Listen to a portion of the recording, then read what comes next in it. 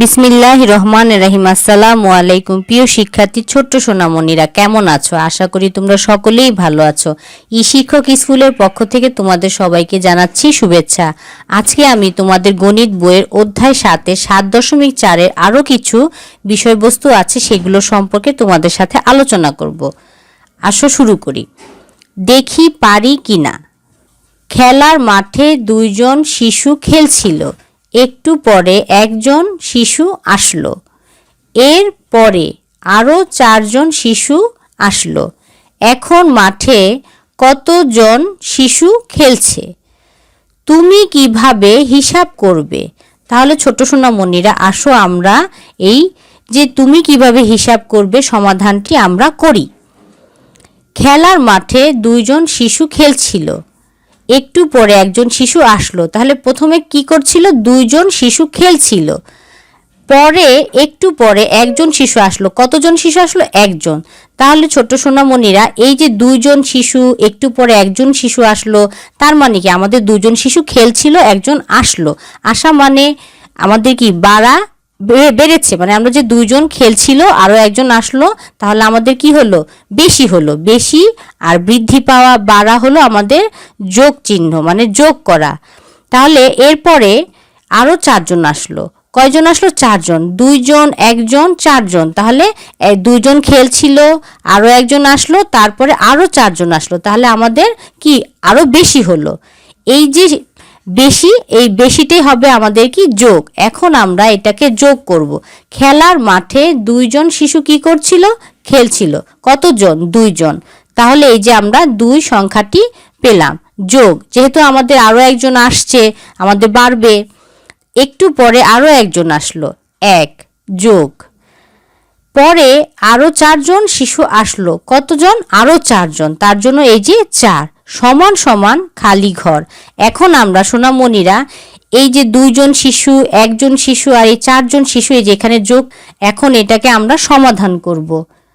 ছোট্ট সোনামণিরা দেখো, এই যে খেলার মাঠে 2 জন শিশু আসছিল, তার জন্য কিন্তু আমরা 2 লিখেছি, যোগ 1 জন শিশু 1 লিখেছি, তারপরে 4 জন শিশু আসলো, তার জন্য 4 লিখেছি, সমান সমান খালি ঘর। এখন আমরা নিচে বক্স দেখতে পাচ্ছি, এই যে 2 এর জন্য 2টি ঘর, মানে 2টি বক্স, যোগ 1 একটি বক্স, যোগ 4 1 2 3 4 4টি বক্স। এখন আমরা কি করব?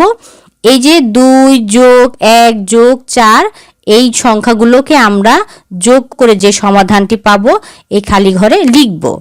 তাহলে আমরা গণনা করি, 1 2 3 4 5 6 7। তাহলে আমরা 2 যোগ 1 যোগ 4 কত পেলাম?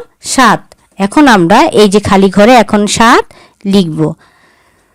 তাহলে ছোট্ট সোনামণিরা, খেলার মাঠে 2 জন শিশু খেলছিল, একজন আসলো, এরপরে আরো 4 জন আসলো। এই সংখ্যাগুলোকে আমরা গণনা করে কত পেলাম? সংখ্যা 7 পেলাম।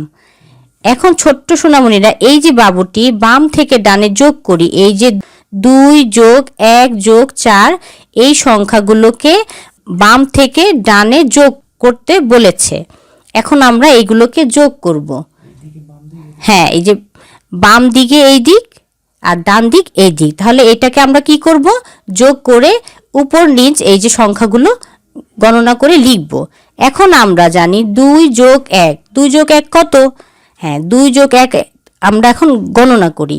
2টি দাগ দিই, 2 এর জন্য 1 2 যোগ 1 1 এর জন্য একটি দাগ। 2 যোগ 1 আমরা তাহলে কত পাই? 1 2 3। এখানে আমরা 3 লিখব, যেহেতু বাম থেকে ডানে যোগ করার কথা বলা হয়েছে। তাহলে আমরা এই যে ডান দিক হলো আমাদের এই দিক, 3 যোগ 4। তাহলে 3 যোগ 4 আমরা কত পাই?